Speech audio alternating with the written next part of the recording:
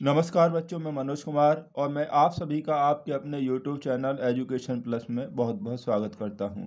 तो बच्चों, आज की इस वीडियो में हम कक्षा 10 गणित में अध्याय 12 यानी कि चैप्टर नंबर 12 में पृष्ठीय क्षेत्रफल और आयतन से संबंधित कुछ बहुविकल्पीय प्रश्न यानी कि MCQ को बच्चों यहां पर सॉल्व करेंगे। तो ये सभी प्रश्न आपके लिए बहुत ही महत्वपूर्ण हैं, तो वीडियो को बच्चों शुरू से लेकर एंड तक जरूर देखें। तो बच्चों, यहाँ पर हमने जो पहला प्रश्न लिया है काफ़ी अच्छा प्रश्न है और ऐसे ही प्रश्न बच्चों एग्जाम्स में अक्सर पूछे जाते हैं। यदि किसी गोले की त्रिज्या 3 गुनी कर दी जाए तो उसका आयतन हो जाएगा 3 गुना, 6 गुना, 9 गुना या 27 गुना। बच्चों, इस प्रश्न को हम बहुत ही आसान तरीके से ट्रिक द्वारा सीखेंगे। देखिए, हमारी अगर मान लीजिए कि आपके पास जो त्रिज्या दे रखी है वो r है, ठीक है नी। अब इसको 3 गुना कर दिया गया है, 3 गुना कर दिया गया है तो बच्चों आपको यानी कि 3 गुना किया गया है। आयतन का वो पूछा है आपको कितना गुना हो जाएगा, तो आप 3 का ही घन कर दीजिए। 3 का अगर आप घन करेंगे तो 3 तिया 9 तिया कितना होगा 27, यानी कि जो आपका आयतन है बच्चों वो 27 गुना हो जाएगा। यहाँ पर हम केवल गोले के लिए आपको ये बता रहे हैं वाली ट्रिक्स। अगर सोचिए कि इसकी त्रिज्या को 2 गुना किया गया है तो आप 2 का ही क्या कर देंगे घन कर देंगे, तो 2 दूनी 4 दूनी 8, तो अब इसका आयतन कितना हो जाएगा 8 गुना हो जाएगा। यानी कि बच्चों त्रिज्या को जितने गुना किया जाए आप उसका ही घन कर दीजिए। गोले के लिए आप ये ट्रिक्स ध्यान रखिए, आपका क्वेश्चन कभी गलत नहीं होगा। ठीक है, तो यहाँ पर कौन सा ऑप्शन सही होगा, यानी कि 27 गुना, ऑप्शन नंबर जो डी है बच्चों वो यहाँ पर सही होगा। तो क्वेश्चन नंबर 2 है बच्चों, यहाँ पर दो गोलों के पृष्ठीय क्षेत्रफलों में 16:9 का अनुपात है, तो उनके आयतनों में क्या अनुपात होगा। यहाँ पर ये ऑप्शन हमें दिए हुए हैं। देखिए बच्चों, यहाँ पर पृष्ठीय क्षेत्रफलों का अनुपात दिया हुआ है। यदि आप त्रिज्याओं का अनुपात निकालेंगे तो इसका वर्गमूल ले दीजिए, इसका आप वर्गमूल ले दिए तो त्रिज्याओं का अनुपात आ जाएगा। देखिए कैसे आएगा। देखिए बच्चों, हम इसे थोड़ा सा ऐसे यहाँ पर समझ लेते हैं। गोले का पृष्ठीय क्षेत्रफल होता है 4πr², इसको r1 मान लीजिए, और दूसरे का हो जाएगा ये भी 4πr²। ये हमें दिया है 16/9, यानी कि 16:9 दिया है ना बच्चों।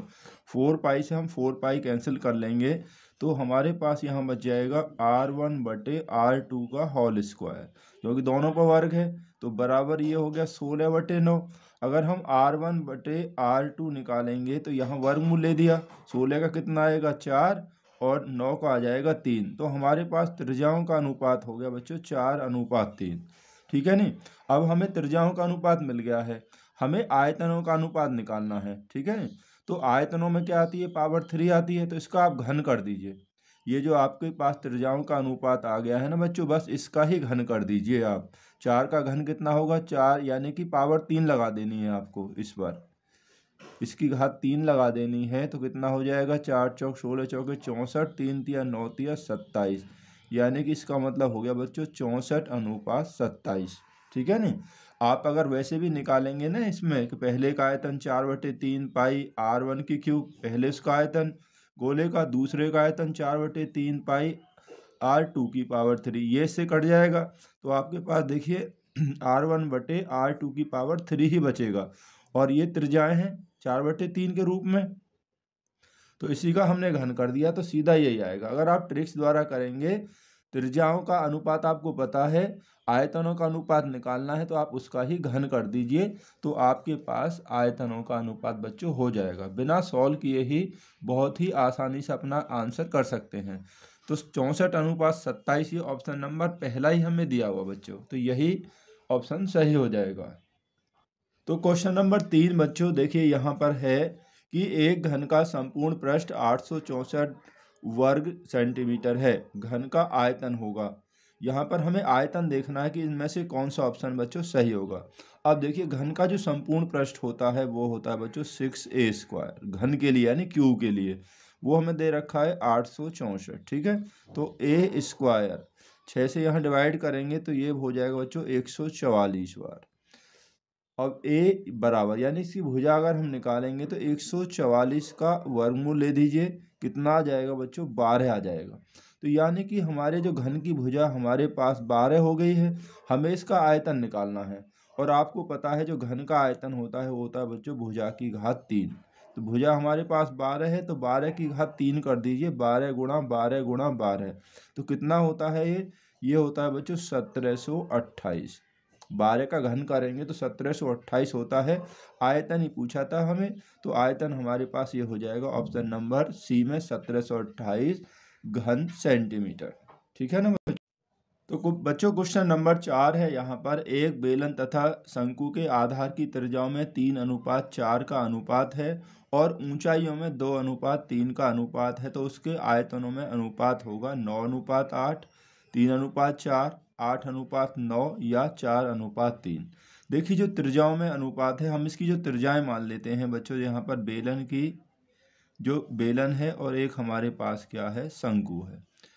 ठीक है ना बच्चों, बेलन, तो बेलन की जो त्रिज्या है r, उसे हम मान लेते हैं बच्चों यहाँ पर 3x, और शंकु की जो त्रिज्या है r, उसे मान लेते हैं हम 4x। ठीक है, और बेलन की जो ऊंचाई है h, उसे मान लेते हैं हम यहाँ पर 2y, और इसे मान लेते हैं, इसकी ऊंचाई को मान लेते हैं बच्चों यहाँ पर 3y।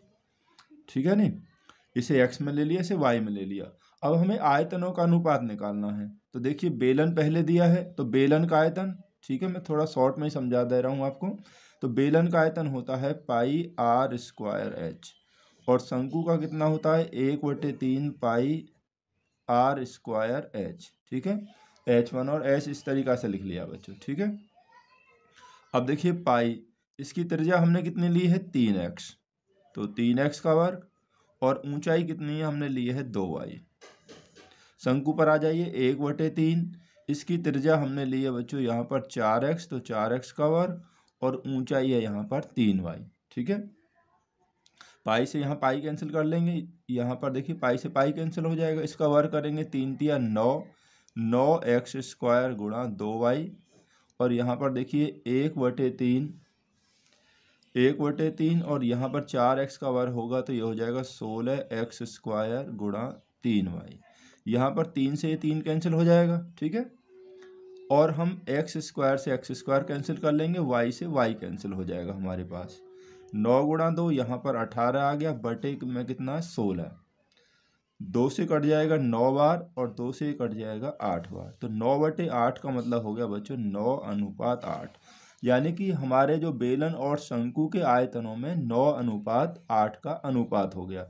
जो बच्चों पहले लिखा है वो ऊपर रखा जाएगा, ये बात आपको ध्यान रखनी है। ठीक है नहीं, तो यहाँ पर 9:8 हमें ऐसा ऑप्शन नंबर ए में बच्चों यहाँ पर दिया हुआ है। क्वेश्चन नंबर 5 है बच्चों, एक लंबवृत्तीय शंकु के आधार का क्षेत्रफल 200 पाई वर्ग सेंटीमीटर है और ऊंचाई 6 सेंटीमीटर है, तो शंकु का आयतन होगा। तो इसमें से कौन सा ऑप्शन सही है, तो देखते हैं। तो देखिए बच्चों, शंकु का जो आयतन होता है, यहाँ थोड़ा सा सॉल्व कर लेते हैं। शंकु का आयतन, शंकु का आयतन आप जानते हैं ये होता है 1/3 पाई r स्क्वायर h। इसे हम ऐसे भी लिख सकते हैं बच्चों, 1/3 पाई r स्क्वायर क्या होता है, इसके आधार का क्षेत्रफल, आधार का क्षेत्रफल गुणा ऊंचाई। अगर आपको ध्यान हो तो शंकु का आयतन आप ऐसे भी लिख सकते हैं, पाई r स्क्वायर आधार का क्षेत्रफल ही होता है बच्चों।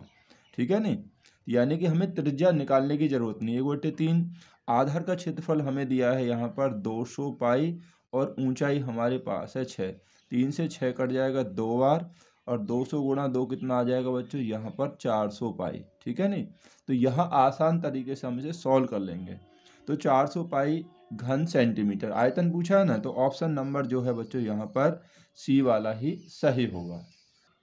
तो क्वेश्चन नंबर 6 है बच्चों कि एक आयताकार कागज 40 सेंटीमीटर गुणा 44 सेंटीमीटर यानी लंबाई और चौड़ाई को मोड़कर एक बेलन बनाया गया है, जिसकी ऊंचाई 40 सेंटीमीटर, ऊंचाई कितनी है बच्चों 40 सेंटीमीटर है, तो बेलन का व्यास होगा, किन्हीं बेलन का व्यास होगा, यहाँ पर व्यास हमें बताना है। तो बच्चों आपको एक बात ध्यान रखनी है, जब किसी आयताकार कागज को मोड़कर बेलन बनाया जाएगा, तो अगर हम लंबाई से मोड़ेंगे तो लंबाई परिधि होगी, और जो उसकी चौड़ाई है वो उसकी ऊंचाई हो जाएगी।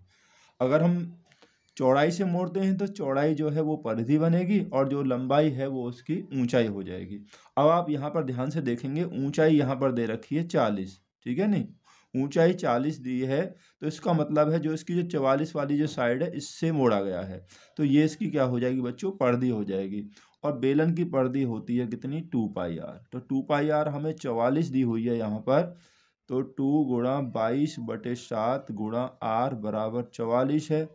ठीक है, तो 22 दूनी 44, यहाँ इसे कैंसिल हो जाएगा 2 बार, और ये 2 से 2 कैंसिल हो जाएगा, यानी r/7 बराबर 1, r/7 बराबर 1, तो r हो जाएगा 7 एकम 7, यानी कि त्रिज्या जो है इसकी 7 सेंटीमीटर आ जाएगी। हमें यहाँ पूछा है व्यास, तो व्यास त्रिज्या का 2 गुना होता है, 7 दूनी 14। तो यानी कि बच्चों यहाँ पर जो ऑप्शन नंबर है हमारा सी सही होगा। हमसे बच्चों यहाँ पर व्यास पूछा गया है, ठीक है ना। ये हमारी 7 त्रिज्या आई थी, व्यास पूछा है 44 हो जाएगा। जिस साइड से मोड़ा जाएगा वही परिधि होगी, ध्यान रखना, और दूसरी वाली साइड है वो उसकी बच्चों ऊंचाई बनेगी। क्वेश्चन 7 है, यदि एक गोले की त्रिज्या को दुगना कर दिया जाए तो उसके पृष्ठीय क्षेत्रफल में वृद्धि होगी। यहाँ वृद्धि जो दे रखी बच्चों हमें प्रतिशत में दी हुई है। अगर ये पूछता कि क्षेत्रफल कितने गुना हो जाएगा, तो 2 गुनी कर दी गई थी, 2 का ही वर्ग कर देंगे यहाँ पर, तो यानी कि 4 गुना हो जाता पृष्ठीय क्षेत्रफल। तो लेकिन हमें यहाँ पूछा है प्रतिशत वृद्धि। देखिए बच्चे, अगर हम गोले की जो त्रिज्या है, गोले की जो त्रिज्या से r माने तो इसका पृष्ठीय क्षेत्रफल हो जाएगा बच्चों 4πr², ये हो जाएगा।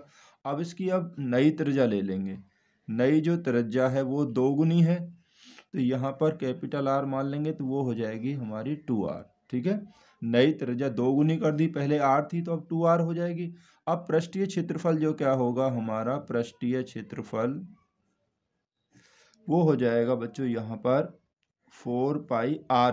r कितनी है, 2r है, तो इसका वर्ग कर दीजिए, तो 4π इसका वर्ग करेंगे तो 4r², यानी कि 4 चौक 16 πr²। तो ये हमारा हो जाएगा बच्चों नया पृष्ठीय क्षेत्रफल। अब वृद्धि कितनी हुई है, देखिए अब हमें क्या निकालना, हमें निकालनी है बच्चों की वृद्धि जो यहाँ पर कितनी हुई है पृष्ठीय क्षेत्रफल में। तो सीधी तरीका है कि नए पृष्ठीय क्षेत्रफल में से आप पहला पृष्ठीय क्षेत्रफल घटा दीजिए, पहला ये आया था, ठीक है ना। तो यहाँ वृद्धि होगी 12πr², इतनी वृद्धि हुई है, ये हमारी वृद्धि हुई है। तो प्रतिशत वृद्धि निकालनी है बच्चों हमें। तो प्रतिशत वृद्धि के लिए हम क्या करेंगे, कुल हुई वृद्धि गुणा 100 बटे इसकी जो वास्तविक पृष्ठीय क्षेत्रफल है वो कितना है 4πr², यानी कि प्रतिशत निकालने के लिए कुल हुई वृद्धि गुणा 100 बटे वास्तविक जो था। πr² से πr² कट जाएगा, 4 से कट जाएगा कितने बच्चे 3 बार, और 100 गुणा 3, तो ये हो जाएगा कितना 300%, यानी कि पृष्ठीय क्षेत्रफल में 300% की वृद्धि हो जाएगी। तो ऐसा हमें ऑप्शन नंबर सी में बच्चों यहाँ पर दिया हुआ है, तो ऑप्शन नंबर जो सी है वो सही होगा।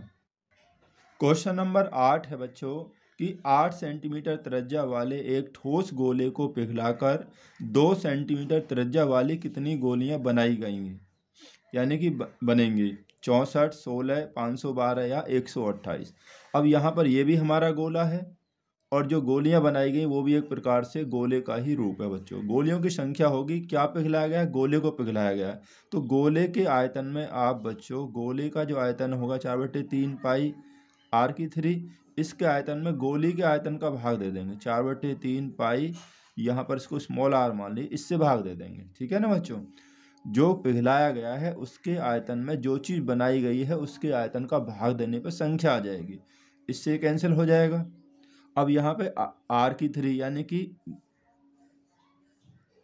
8 का पावर 3 हो गया, यहाँ पर 2 की पावर 3, तो इसका मतलब हो गया 8 गुणा 8 गुणा 8, और ये 2 गुणा 2 गुणा 2, 2 से कैंसिल 4 बार, 2 से 4 बार, और 2 से बच्चों ये भी 4, 4 चौक 16, चौके कितना हो जाएगा 64, यानी कि कुल 64 गोलियां यहाँ पर बच्चों बन जाएंगी, ठीक है नहीं। क्वेश्चन नंबर 9, ये भी काफ़ी अच्छा प्रश्न है बच्चों। सभी प्रश्नों को हम थोड़ा सा आसान तरीके से और यानी कि ट्रिक्स के माध्यम से ही कर रहे हैं, यहाँ पर ज़्यादा ट्रिक नहीं पर थोड़ा आसान तरीके से कर रहे हैं। 12 सेंटीमीटर व्यास तथा 24 सेंटीमीटर लंबे एक बेलनाकार ठोस को पिघलाकर 18 सेंटीमीटर त्रिज्या वाला एक शंकु बनाया गया है। शंकु की ऊंचाई होगी, यहाँ पर बेलन को पिघलाकर शंकु बनाया गया है, ठीक है। तो आपको ध्यान रखना है कि जो चीज़ बनाई गई है उसका आयतन उसके ही बराबर होगा जो चीज़ वहाँ पर पिघलाई गई है। तो इसलिए बच्चों जो शंकु बनाया गया है, शंकु का जो आयतन होगा वो बेलन के आयतन के ही बराबर होगा। संख्या पूछी जाती है तो आपको भाग देना है, और त्रिज्या ऊंचाई पूछी जाती है तो दोनों को आयतन बराबर रख देना है। शंकु का आयतन 1/3 पाई आर स्क्वायर। तो यहाँ पर शंकु की त्रिज्या कितनी है बच्चों? यहाँ पर 18 है। शंकु की त्रिज्या है 18 और ऊंचाई हमें निकालनी है। बेलन का आयतन पाई आर स्क्वायर। आर हमारे पास सेंटीमीटर व्यास है तो त्रिज्या हो जाएगी बच्चों 6। आर स्क्वायर 6 × 6 और ऊंचाई है इसकी कितनी? 24 है। ठीक है, आपको ये चीज़ ध्यान रखनी है। 3 से हम इसे काट लेंगे कितनी बार? ये हो जाएगा 6 बार। अगर एच का मान निकालना है, पाई से तो पाई काट दीजिए, एच का मान निकालना है बच्चों। देखिए 6 × 6 36 × 24, ये जो संख्या है 6 × 18 ये यहाँ पर बटे के रूप में आ जाएंगे। ठीक है नहीं, 18 से 36 कैंसिल हो गया, 18 दूनी 36 और 6 चौक 24, 4 × 2 कितना हो गया? 8 सेंटीमीटर। यानी कि जो त्रिज्या हो जाएगी बच्चों, नहीं त्रिज्या नहीं, ऊंचाई, तो शंकु की ऊंचाई कितनी आ जाएगी? 8 सेंटीमीटर आ जाएगी। तो क्वेश्चन नंबर 10 है बच्चों, यदि एक शंकु के आधार की त्रिज्या को 3 गुना और ऊंचाई को 2 गुना कर दें तो उसका आयतन कितने गुना हो जाएगा? 9 गुना, 6 गुना, 18 गुना या 12 गुना। तो बच्चों ये वाला जो प्रश्न है वो मैंने आपके लिए क्या HW के लिए रखा है, तो मुझे यकीन है कि आप इस प्रश्न को ज़रूर सॉल्व कर लेंगे और अपना आंसर मुझे कमेंट करके बताएंगे। तो इस वीडियो में हमने बच्चों यहाँ 10 प्रश्नों को रखा है। तो ये वीडियो देखने के लिए आप सभी का बहुत बहुत धन्यवाद।